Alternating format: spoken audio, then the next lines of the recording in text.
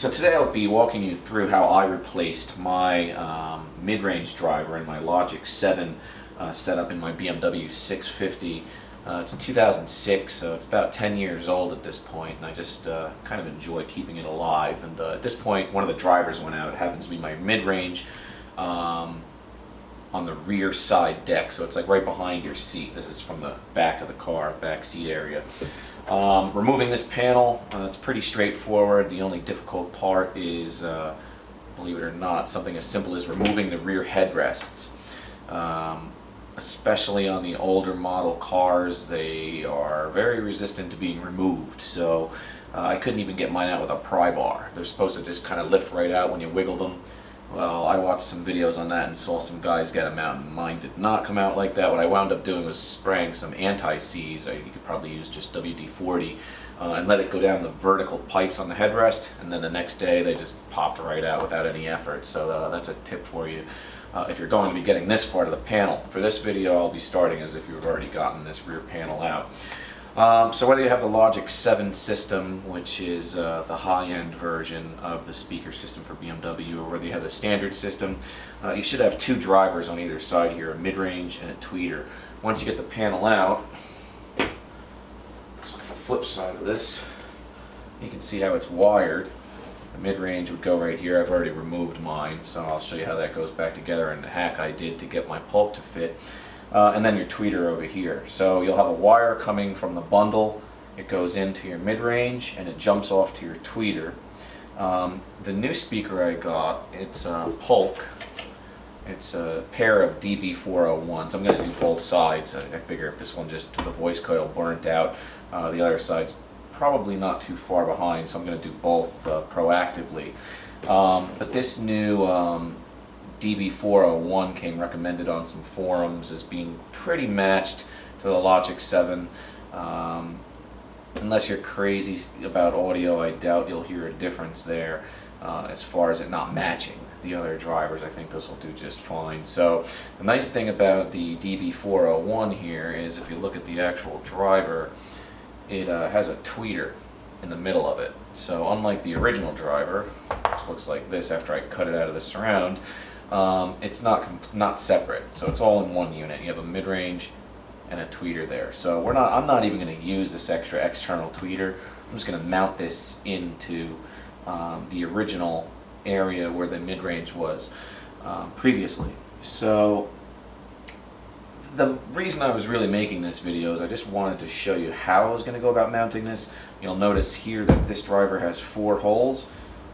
Alright, for screwing on the driver to the bracket. Well, BMW has this proprietary layout of 3 holes here, and that's the problem. If you were to just try to hack this on here somewhere, it would be floating up on these pillars, and it probably wouldn't sound very good because it's not an airtight seal to this circle.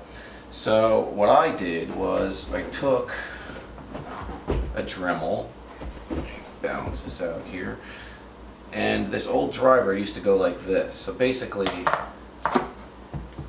here we have a rubber gasket from the original mounting bracket, and this sits nice and tight once you screw it in, that rubber, to the plastic there. And this driver was like this originally, and all of these plastic supports, there's about 8 of them going around. I just cut them all out with a Dremel, so it left, and then I removed the cone, and it left me with this piece of plastic. Nice and smooth, and most importantly, the screw holes line up on this, and it seals right to the door panel like that.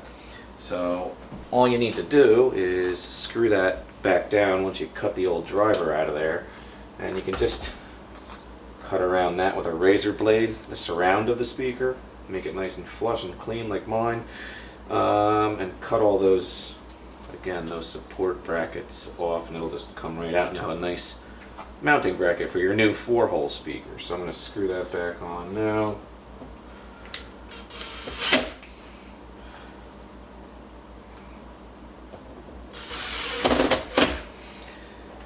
And 3. Now we have a perfect mounting point for our new tweeter and mid-range all-in-one unit. It'll just sit nice and flush right in there. Just kind of twist it a little to avoid the other screws protruding there. And you want to align it in a way where you can get some new screws in there, and it'll connect right with the meat or the plastic of that old bracket. And they're far away from the driver, so you don't have to worry about damaging it. So you just want to rotate that a little bit.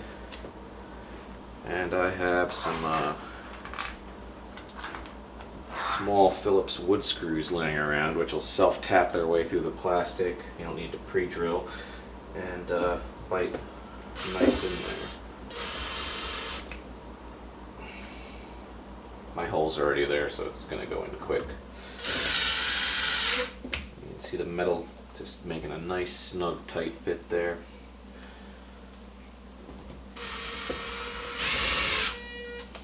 You don't want to over screw, it'll strip out the plastic underneath. So just if you're using a power screwdriver, go nice and slow. And you can see that's not going anywhere. We won't have any vibration, and since we used that original plastic with rubber gasket underneath it, it's going to take advantage of that airtight seal holding the driver against the plastic. Just go out and get some spade connectors. These are 14-16 gauge.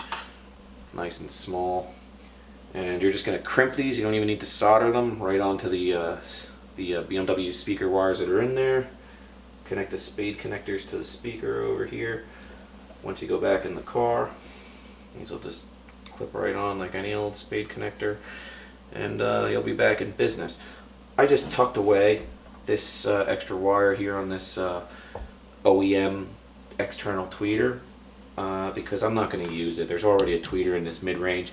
I bet the amplifier would have enough power to push an extra tweeter, but on a 10-year-old OEM amplifier in my car, I'm not going to take the risk of driving another tweeter here, so I just tucked that cable away, and I'm behind this area over here, and I'm not going to use that. And I'm pretty sure this is going to sound great. So for $50, $60 a pair, it definitely beats having to go buy OEM drivers that are probably just going to die based on what I've been reading in the forums anyhow. So these Logic 7 systems sound great when they're new, but they tend to crap out pretty easily, so they say. Putting the panels back together will be nice and straightforward. Wasn't that tough to get them out aside from the headrests, like I said previously.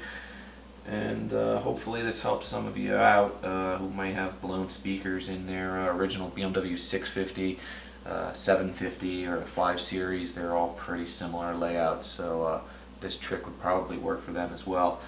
Hope that helps, and see you next time.